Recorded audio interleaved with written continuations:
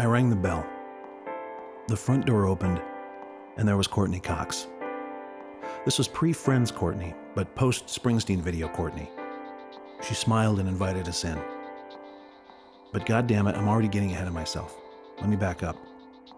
Hi, you don't know me, but I'm Jim Walker, and this is Record. This story is about a small thing, just a little bit of good luck that happened to me a long time ago.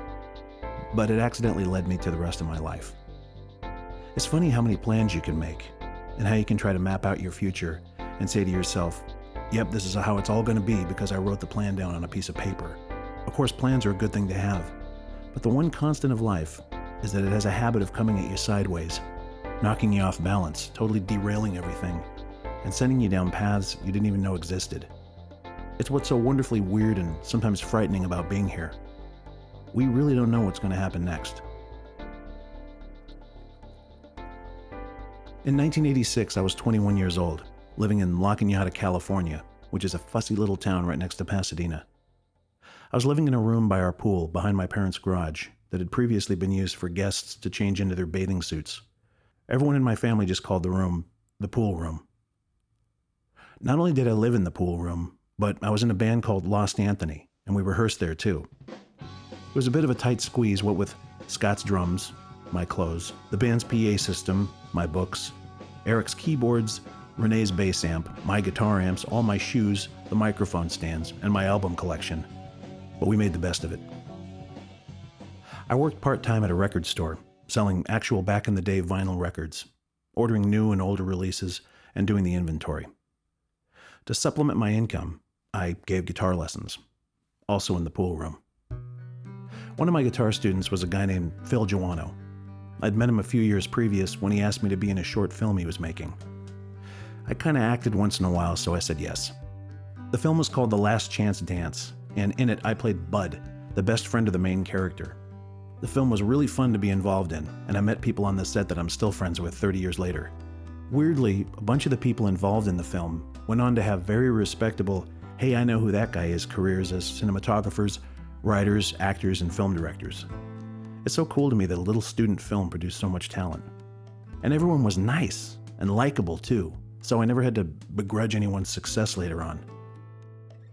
When the film was finished, it was shown with several others at the American Film Institute, but I don't think anyone who was there remembers any of the other films because The Last Chance Dance was so good. It was funny, romantic, quirky, and you felt like you knew all the characters.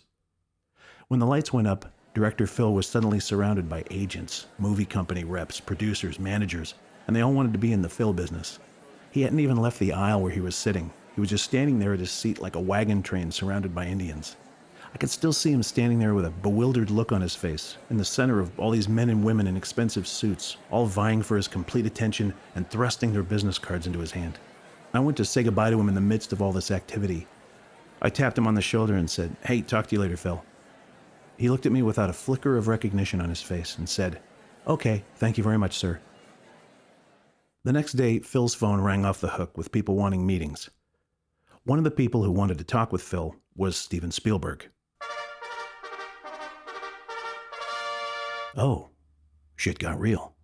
Phil took a meeting with Mr. Spielberg, and suddenly he was in the picture biz. When time permitted, Phil still took guitar lessons from me, and I got to hear about all the groovy things that were going on in his life. I was just very happy for him. Ladies and gentlemen, please welcome Lost Anthony. Meanwhile, my band Lost Anthony was slugging it out, doing the chump thing as just another band from LA. We were good, but who cared? Throw a rock anywhere in that town, you'd hit a bunch of slobs just like us. Still, on we went. We only played a couple of shows a month, but we rehearsed constantly. For some reason, we all loved practicing. I had a ton of original songs I'd written, so we just kept learning tune after tune. We'd find the good ones and weed out the crappy ones. After all that rehearsal, we were as tight a unit as you'd find in any garage anywhere in Southern California. We wanted to be ready, just in case anything happened for us. Because bottom line, that's what we wanted, something to happen for us. I've been writing songs since I was 12 years old. My first songs back then had big Kiss and Sabbath-type riffs and were about Satan. Then as I got a little older and girls became of interest, I started writing love songs. All during high school, I wrote nothing but love songs. I'm not kidding. I wrote about 200 of them, everyone steaming horse shit. I really wanted a girlfriend back then, and a lot of my songs were about no one to love, lonely young man in his room, and why won't anybody love me in my room, and where was the girl of my dreams, and why won't you come to my room and knock? I never quite put it together that I probably didn't have a girlfriend because I sat in the pool room writing whiny songs about idealized love instead of actually leaving the room and trying to meet any human girls. So I spent high school alone writing bad songs and bumming out. Let me rephrase that a little. The songs weren't completely without merit. Even when I was a kid, I had a pretty good sense of how to write a decent and sometimes even catchy melody. It was the lyrics that hung me up. Good God, my lyrics were so bad. Trite, corny lines that had already been said a million times before, a million times better. I wrote words and poems all the time, but I just couldn't seem to find my own unique voice. I suspected that I had absolutely nothing to say, and that's a frightening thought. Then, just out of high school, I heard Elvis Costello. I mean, I'd heard Elvis for years, but never really paid attention. It was his album Imperial Bedroom that did it. Not really sure why that record connected with me the way it did, but it was life-changing. It was a complete revelation for me in my songwriting. The songs on Imperial Bedroom were love songs, but they were pissed-off love songs. And not pissed off in the way punk rock was pissed off, in a hail of distortion, spit, and beer. I loved a lot of that stuff, but Elvis's songs were melodic, heartbreaking, nerdish, bittersweet, rude, angry, but above all, literate. The guy was incredibly sharp and really smart. Well, that was it for me. For a couple years, my songs were very thinly veiled attempts to sound like Elvis. My output was very, shall we say, Elvis-like. The songs had Elvis-isms and sounded quite Elvis-ish, but I was getting better. I could feel it. I was doing work as a film extra one summer when I was 20 or so. I was in a crowd scene and some football stands. Boring work, $75 a day. Hours would go by where me and my fellow faces in the crowd would have nothing to do while the film crew got their end together. So to pass time, I'd putter with lyrics. Scribbling around one day there, under the heat of the California sun, I wrote a set of lyrics called How Can I Love? After I wrote it, I sat back a little freaked out. It wasn't the greatest song ever written by a long shot, but it was absolutely the best thing I'd ever written. It wasn't copying anyone's style either. It was truly me. I was freaked out because I'd stumbled upon my written voice. From then on, I wrote and wrote and wrote, song after song. A lot of them sucked, but enough of them didn't. The ratio was usually I'd write 10 songs in a month and get 2 good ones. Out of the remaining 8, there were usually a couple songs in there that with some work might end up being all right. Then there were 6 left over that I could strip for parts and use for other songs. For the next couple years, all I did was write songs, play with Lost Anthony, and work some shitty job. Meanwhile, things had started to get mighty interesting for my guitar student, Phil. Spielberg wanted him to direct a movie. Holy shit! There was a write-up on Phil in the calendar section of the LA Times Sunday edition. The movie he was slated to direct was called 3 O'Clock High. It's centered around a kid working on the high school newspaper who accidentally enrages the school bully, who's a violent beast. The bully tells the kid that they're going to fight after school at 3 o'clock, and there's nothing the kid can do about it. The rest of the movie is about what the kid does to try to turn it all around and not have to fight the guy. Phil told me all about the script at one of our guitar lessons, then whoosh, he was gone for several months filming. About this time, my mom, who'd become very well aware of how much a maniac I'd become about writing songs, was kind enough to co-sign a loan with me. I wanted to get some kind of simple recording rig together so I could experiment around with song ideas. I ended up with my first piece of recording gear, a Fostex cassette 4-track machine. I also purchased a Roland drum machine so I'd have some kind of rhythm to play to. I am not a technical person, at all. I didn't want to be a recording engineer or anything, I just wanted to goof off and put down some ideas. It takes a long time for me to understand technical things. I have to read things over and over and push the information into my caveman brain. But I really wanted to learn how to use this new gear correctly. So before I so much as plugged anything in, I read both manuals cover to cover. It took me days. God, it was dull, but I did it. I finished reading, put the manuals aside, and realized I'd retained nothing. Not one thing. So I just plugged shit in and dicked around with it till I was making sounds and recording stuff. And you can put that last sentence on my gravestone, because that is truly the story of my life. Suddenly recording became my entire universe. It was a total shot in the arm. I literally could not wait to get up in the morning and start working on music. The pool room was now my sleeping quarters, recording studio, guitar lesson space, band rehearsal room, and all-around laboratory. One day, Phil called me from Utah, where he was filming 3 O'Clock High. He said he had an idea. He was going to send me the opening scene from the movie on a VHS tape. I should watch it and try to write a song for the scene. He told me there were no guarantees, and that was a total long shot, and he really had very little say in things like the film music because he was a first-time director. But he thought it was worth a shot. I said, sure, I'd give it a go. He told me he'd have his secretary, Carol, FedEx it to me. To show you how green I was, I'd ask him what FedEx was. Well, I didn't know. No one ever sent me anything Fed-fucking-X, and I never sent anyone anything either using Fed-fucking-X, okay? And he had a secretary too, huh? Well, la-di-fucking-da. I got the videotape the next day.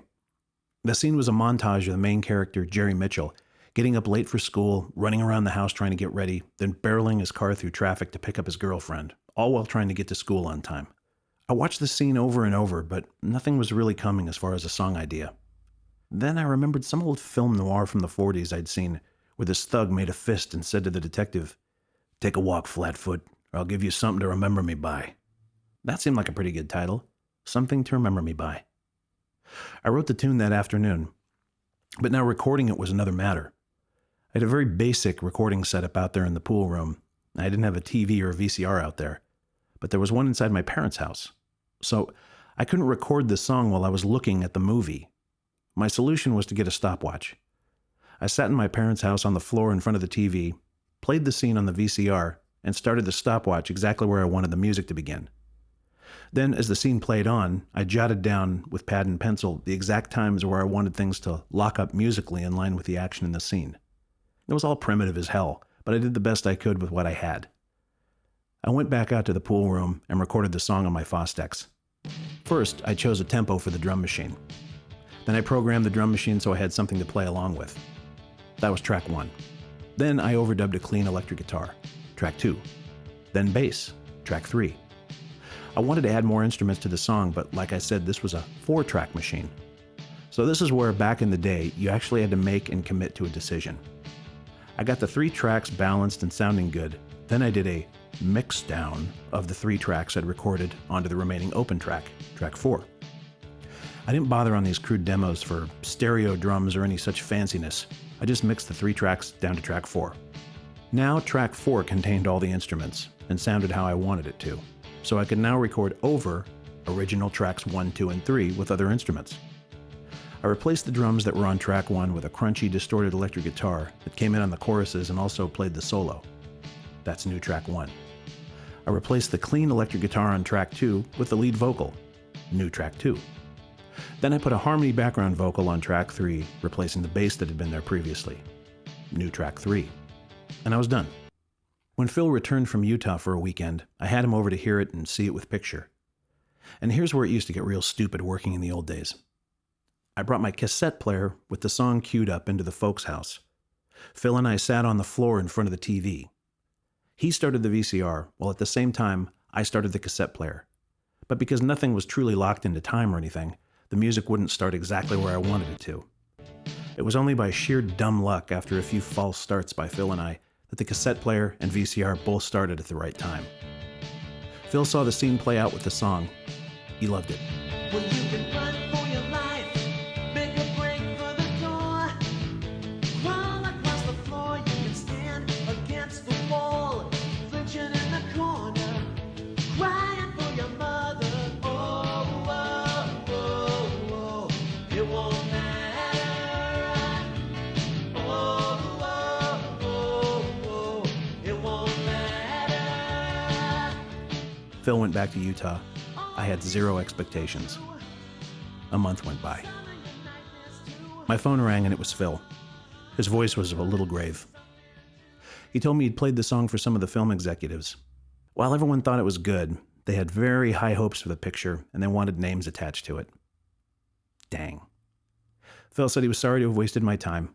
I told him it was completely fine, and I learned a lot about the whole process by doing it. And Phil told me they now had Tom Petty, Big Country, and the Thompson Twins all on board to write songs for the film. So that was cool and all, but he'd really hoped to have my song in. No problem, I said. 2 weeks later, I got another call from Phil. Tom Petty and the other two bands had submitted their songs, but no one involved with the movie was terribly impressed with the tunes. Spielberg listened to the songs and then asked Phil what he thought of them. Phil said he thought they were good songs, but they really didn't capture the spirit of the movie. Spielberg agreed. Then Phil told him about my song and played it for him. Good old King Stephen loved it. Whoa. What you gonna do? Something to remember me by, like a letter or a goodbye kiss. I'm feeling like I never knew that it could sometimes come to this. A few days later, I was driving onto the Universal Studios lot. Drive-on pass, very prestigious.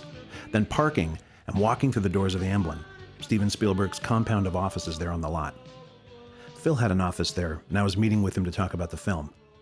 I checked in at reception, was offered bottled water, and told to have a seat. I can't tell you how completely out of place I felt. I mean, what the hell was I doing there? Who was I? Nobody. And this was the office of the biggest film director in history. I wanted to flee. I tried to talk myself down, breathing slowly. Opposite the couch I was sitting on, there was a staircase. Suddenly, bounding down the stairs came Steven Spielberg. Wow, there he was. He was actually real. No fucking way. As he got to the bottom step, he looked up, made eye contact with me, and a huge grin came across his face. He started directly toward me and put his hand out. Totally confused, I started to get off the couch and raised my hand to shake his. As he got closer, a look came across his face and his smile faded. He dropped his hand and said, "Sorry, wrong guy." He took a hard left and disappeared down the hall like a puff of movie magic. I dropped my hand. A few minutes later, in Phil's office, he told me they wanted the song in the movie. Then he told me they wanted to pay me $10,000 to put the song in the movie. I was flabbergasted. I'd never seen more than $100 in my entire life. Tangerine Dream was going to be doing the additional score for the film. Holy shit, the risky business guys. They'd also chosen a producer to record the song, David Tickle. Wow, that guy had worked with The Knack, Blondie, Split Enz, Prince. As if on cue, David Tickle walked into Phil's office. He was a very nice English gentleman. He looked like Dave Stewart from Eurythmics. He sat down, told me he loved the song, and told me his ideas for it. Basically, his ideas were to keep it just as it was. Arrangement, instruments, melody, lyrics, he liked it all. He just wanted to take it to a real recording studio and record it stronger and better. He asked me who I had in mind as far as a band to record it. Now, I had already thought about this. I wanted my band, Lost Anthony, to record it with me. I'd already spoken with them about this, and the boys were completely on board and very excited. We were rehearsed immaculately, and we could knock this tune out in a jiffy. So I told David I wanted to use my band. He said that was definitely an option, but that he'd already spoken to Rick Marotta, Mike Landau, and Andy Summers from The Police, and they had all agreed to do it, if I wanted them on it. Rick Marotta was a legendary studio drummer. He played with everyone from John Lennon, Linda Ronstadt, James Taylor, Steely Dan, Stevie Nicks. The list was a mile long. Mike Landau was one of the most in-demand guitarists in the world at the time. I'd just seen him playing with Joni Mitchell a few months before. And I liked the way David mentioned Andy Summers of The Police as almost an afterthought. Who? Andy Summers? You mean the guitar player of one of the biggest bands in history? I heard these names rattled off as the guys who wanted to do my session. And I swore to God, any allegiance, loyalty, or love I had for the guys in my band went flying out the window in 1 second. Whoosh. I told David I would definitely like to work with Rick, Mike, and Andy. That night at band practice, I told the guys how much I'd fought for them at the meeting, but they were making me use these other guys. The boys in the band all nodded their head and said they were disappointed, but they totally understood. And in just one afternoon in the biz, I had become a complete scumfuck.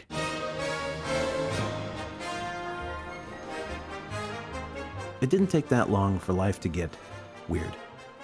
Phil started dating actress Helen Slater, who played Supergirl and was also in one of my all-time favorite comedies, Ruthless People. Phil brought Helen to some Lost Anthony shows. This impressed our fans quite a bit. Movie stars in the house. Wow. I took power lunches at the latest trendy restaurants, just me and a bunch of film people, hobnobbing. Oh no, you look fabulous, darling. David Tickle invited me out to his house one Sunday afternoon. And what a house it was. A massive, gorgeous place in the Malibu Hills. It was a beautiful summer day, the hills glowing gold in the sun, warm breeze coming up the canyon, wind chimes and the sound of distant crows in the air. I figured there'd be a bunch of people at David's shindig, but when I arrived there were just a few people attending. It was there for the first time I met the formidable Rick Murata. Rick was a Brooklyn-born Sicilian with dark, intense eyes, a large, powerful build, a full black beard and long black hair. At the time I met him, he was newly sober, angry, impatient, funny as hell, and was a terrific teller of stories. David's girlfriend was an actress from Chile named Valentina Vargas. One of the most beautiful women I've ever seen in my life. Also super cool and very smart. Just a wonderful person. The other person at the party was Rosanna Arquette. First of all, I'd had a crush on her since I saw the Scorsese film After Hours, and I think she's a really great actress anyway, so I was totally starstruck, intimidated, and had trouble looking her in the eye. At one point, we were alone in the kitchen together. I can make small talk with anyone. I have a little man in my head who can shoot me topics and one-liners at all times. But there in the kitchen, I couldn't think of anything to say to her. I just stood there, pouring myself another margarita, kind of smiled, walked out, and cursed the little man. A few weeks later, it was time to record Something to Remember Me By. We were recording it at Ocean Way Recording in Hollywood, right there on Sunset Boulevard. One of the nicest studios on earth. So many incredible albums have been made in that studio. I couldn't believe I was there. Right down the hall, the Beach Boys were in one of the studios doing something. The musicians arrived around 11 a.m. Rick on drums, Mike Landau on guitar, and a bass player named John, whose last name I just can't remember. Andy Summers would be coming in later to overdub his guitar parts.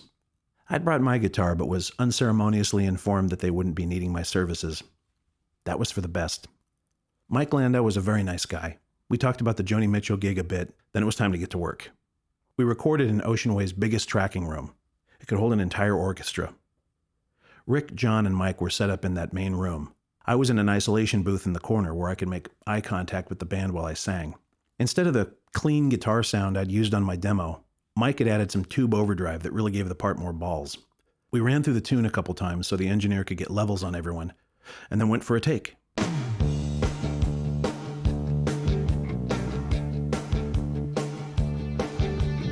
It was amazing singing with those guys live.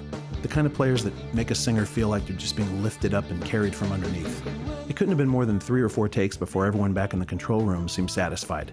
I took note that David Tickle didn't really seem to be doing much. He was sitting in the control room, reading a magazine, smoking pot. Most of the communication to the band had been from the sound engineer. Interesting. John, the bass player, had hit a few bum notes, which he fixed from the control room.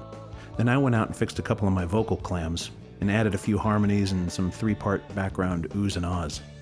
The sound engineer did a rough mix of the tune, and it seemed that everybody was good with it. I was over the moon.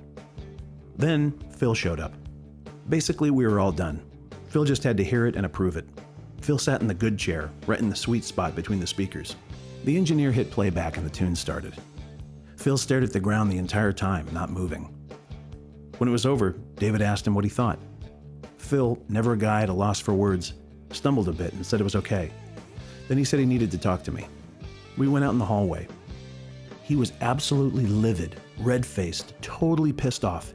He asked what that crap was. I had no idea what he was talking about.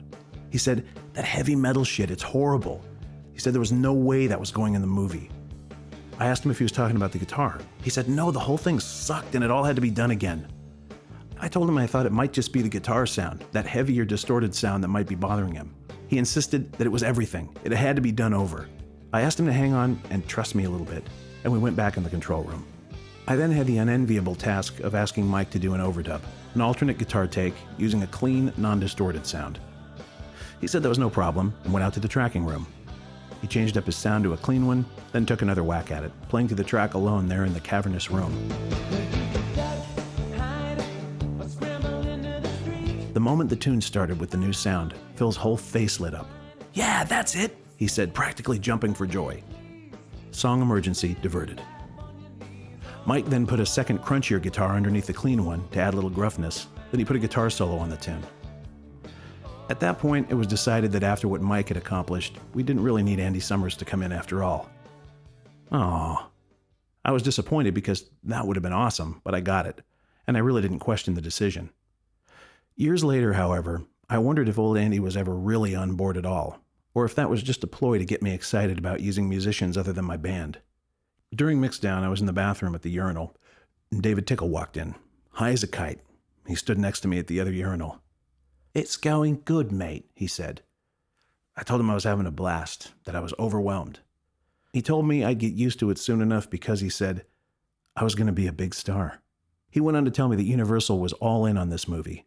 They were doing a massive promotion on it because they wanted a giant fall season hit. "Oh, look," David said, totally baked, staring at his extremely bright yellow stream of piss. "Just look at all the vitamins."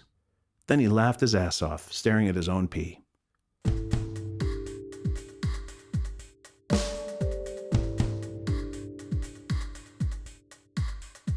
That night I was invited to dinner with Phil, David and Valentina, and Rick. Phil picked me up in his brand new Porsche. Yep, things were getting weird. As I was walking out to the car, he asked me what the hell I thought I was wearing. I told him that I'd heard we were going to a nice place, so I had a nice shirt on and a tie. He told me to go change.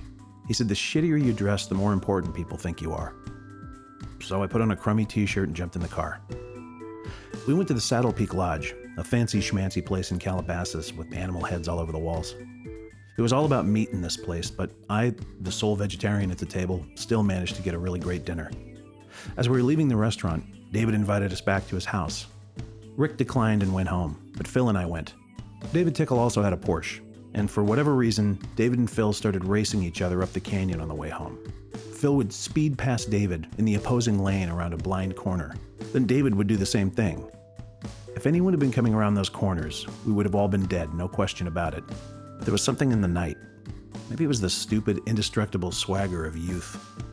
Maybe it was just cocktail courage. I don't know. We ended up back at David's all in one piece, poured drinks, and went into the living room. The room was gorgeous, all massive windows and incredibly high ceilings. Then, in the middle of the room, was a pyramid. A pyramid. It was about 6 foot tall, made out of some kind of high-end PVC piping. I guess it was more like a pyramid skeleton. Valentina lit some Nag Champa incense, and David walked out of the room. A moment later, this incredible music started playing. A fretless bass playing a loping drone grind, shakers keeping time, and a distant soprano sax bathed in reverb playing a haunting melody. I didn't know it at the time because the term was still relatively new, but I was listening to New Age music. It sounds so gross to even say now, but at the time, it was ambient and spacey and pretty and just perfect for the moment. David came back in the room and said, "Now, look at this." He pointed at the ceiling and turned off all the lights. On those high ceilings, suddenly a million stars appeared, turning, growing, moving, projected by some unseen machine David had installed. "Whoa," Phil and I said in unison. "Shall we go in the pyramid?" David said. Oh man, we were all going in a pyramid? What are you supposed to do in a pyramid? Was this going to turn into an orgy? I didn't think I was quite mentally ready for an orgy, but here we were, and the four of us crawled into the pyramid. It wasn't near as big with the four of us in it, more like a pup tent really. Dangling from the tip of the pyramid by string, down into its center, was a round crystal that twinkled and made patterns with the light reflected from the magic star machine. David and Valentina closed their eyes. David said, "If we all close our eyes, hold hands and concentrate." For some reason I chose that moment to reach up to the crystal, take it between my fingers, and spin it hard. David continued, "Sometimes you can make the crystal move." He opened his eyes, and the crystal was up above him, spinning madly, shooting out colors and sparkles like a tiny disco ball. "Oh my God," David said to Phil and I. "Did you do that?" Like it was planned, Phil and I shook our heads. "No." Valentina opened her eyes, and they became huge. David said, "Oh my God, the energy coming from both of you is incredible. You both have incredible power. I can't believe this." Phil and I shrugged our shoulders. "Wow," we said. "Valentina, began to rub my shoulders. She said, "You're amazing." Phil said, "Well, I think it's time to go." And that was the end of the orgy. Phil and I laughed our asses off all the way back to Pasadena, making sport of stars and pyramids, and blasting Springsteen from the Porsche at a fucking diabolical level. The next day, and for the next several days, David Tickle called to discuss what had happened in the pyramid. I just didn't have the heart to tell him that I had spun the crystal myself, and that there was no power. So I just went along with it. David seemed like his whole world had turned on its axis. He couldn't stop talking about the event in the pyramid. He told me again that he knew I was going to be a big star. He gave me the number of his agent at CAA. He told me to call and get representation. Representation? Me? What did I have to represent? But I made the call. "Good morning, CAA, a woman's voice said. "Hi, my name is Jim Walker. I'm calling for Josh Turpin," I asked. "And what is this regarding?" she said. "Representation," I said. "Hold, please," she said. What the hell was I doing here, calling one of the biggest agencies in the world? I'm nobody. Just hang up. "Jim, this is Hello, Jim," she said. "Yes," I said. "Are you Jim Walker, the songwriter? You wrote the title theme for 3 O'Clock High?" she asked. What the fuck? Yeah, that's me," I said. "Please hold for Josh," she said. I spoke with Josh. He was very excited to talk to me, and he was thrilled at the possibility of us working together. He laid it on thick as peanut butter, and I ate it up. The conversation ended with Josh telling me to call back when the movie opened in a few weeks, and we'd go from there. The song was finished, approved, and all systems were go.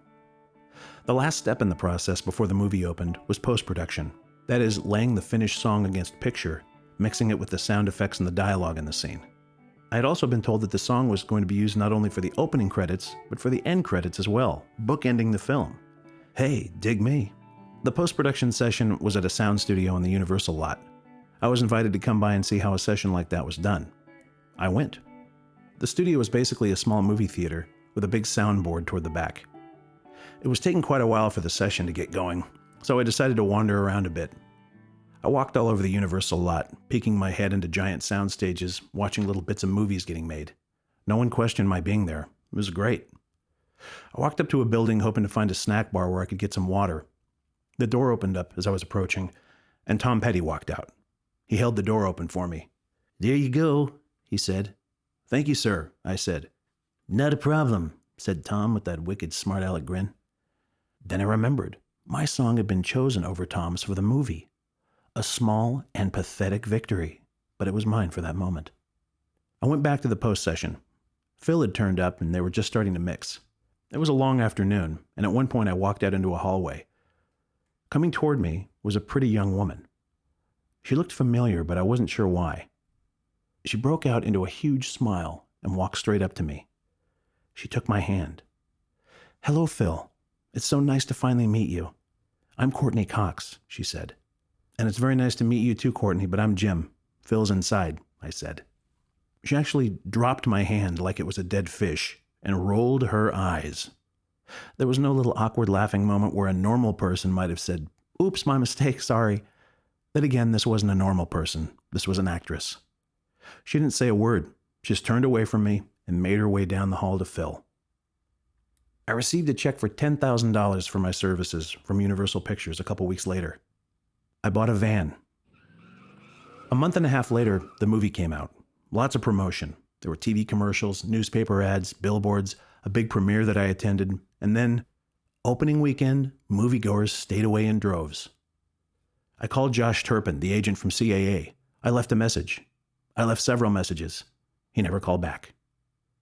The following weekend, box office was worse. No one wanted to see this picture for whatever reason. Eventually, it ran out of what little gas it had and disappeared from theaters. The film had completely bombed. A turkey. And that was that. At least I got a van. Then, a strange twist of fate. After working with him on the film, Rick Marotta and I struck up a friendship and started working together. In 1988, he was producing songs for me and trying to help get me a record deal. I, in turn, was helping him out at his studio, doing music or vocals for projects that came through his place. These were usually TV commercials and indie films. I'd also help write songs and cut tracks for other artists he was producing. One day, Rick's wife, Chelsea, dropped by the studio. It was the week of Rick's birthday, and Chelsea wanted to go over a few things for his party. In tow with her was Chelsea's best friend, Courtney Cox. Courtney of the post-session Dead Fish Diss. Courtney of the eye roll and the career hyperfocus. She, of course, didn't remember me. Why would she? But here's the beauty part. A couple of days later, my phone rang. "Hello," I said. "Hi, Jim, this is Courtney. Courtney Cox," she said. "Well, hello, Courtney. How are you?" I said. Good. I'm calling to invite you to my house for Rick's birthday party this Thursday," she said. "I'll be there," I said, getting a pencil for directions. A couple of days later, I rang the bell.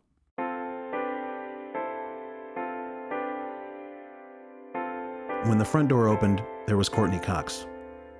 This was pre-Friends Courtney, but post-Springsteen video Courtney.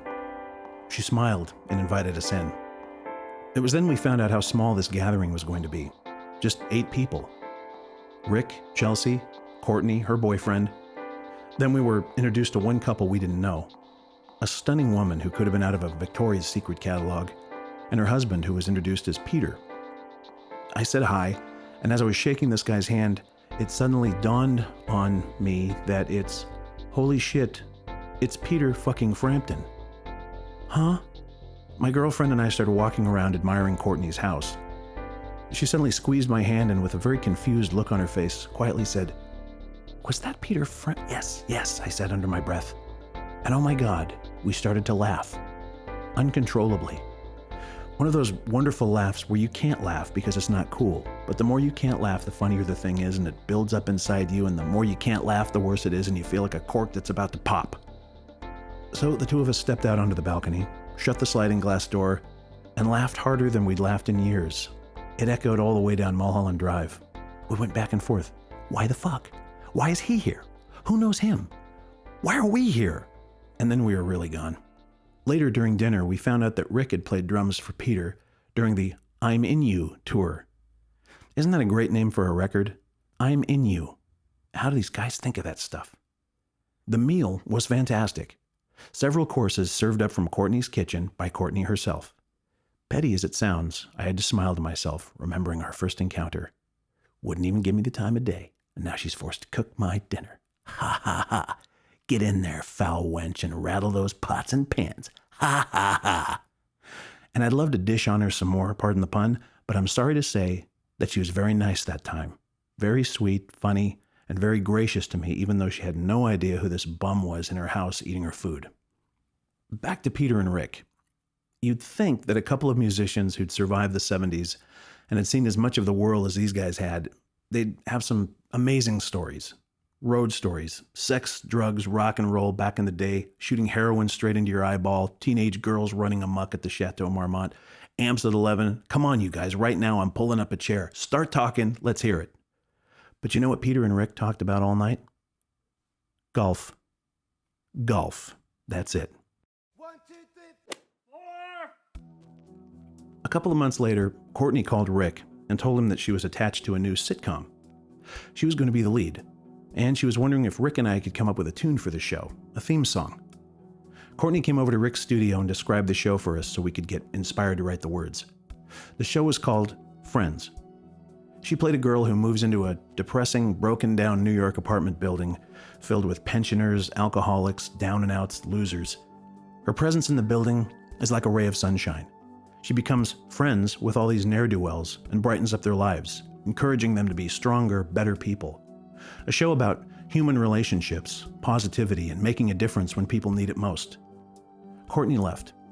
I went home and sat at the piano. I decided to try and write something reminiscent of the Cheers theme song. A little sad, but hopeful too. I made a demo, and Rick listened to it the next day. He added some great stuff to it, we tightened up the arrangement, changed some of the words, and we cut it at his studio. The song was called No Such Word as Lonely.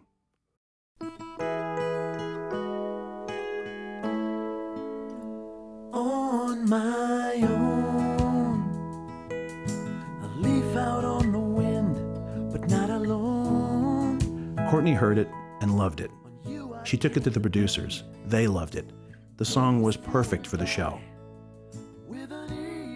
Then, just when it looked like it was full speed ahead for the song, we got a call from the producers. They wanted us to know a new executive came aboard and hated the idea for Friends as it was.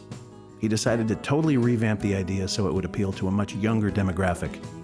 The new idea was that the cast be young, cute guys and girls living across the hall from each other, and all the wacky hijinks and sexual innuendo that ensue, and so forth. And if you stand by me, there'll be no such word as lonely anymore. The network guys went on to say that even though our song was pretty much dead, when they finally got this new reworked idea of the show more together, they'd be giving us a call to do a rewrite. We never heard from them again.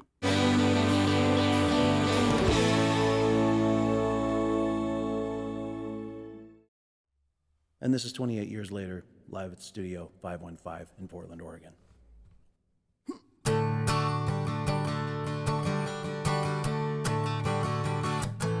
Where you can run for your life, make a break for the dawn, crawl across the floor, you can stand against the wall, painted in a corner, crying for your mother. Oh, oh, oh, oh. It won't matter. Oh, oh, oh, oh. It won't matter. All these things come true, some of your nightmares too. Now what you gonna do? Something to remember me by, like a letter or a goodbye kiss. I'm feeling like I never knew that sometimes it can come to this. Sometimes I forget that you're always gonna be there, and I'm running from a shadow.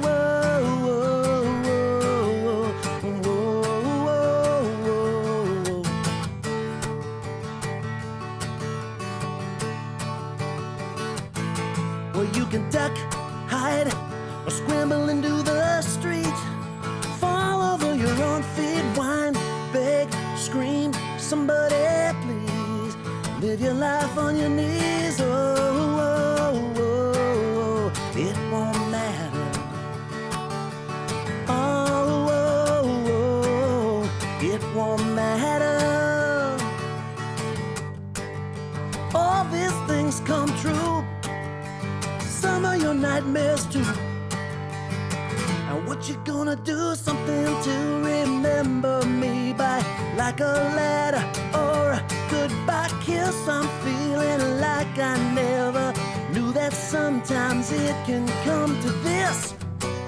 Sometimes I forget that you're always gonna be there, and I'm running from a shadow. Something to remember me by. It's something to remember me by. Something to remember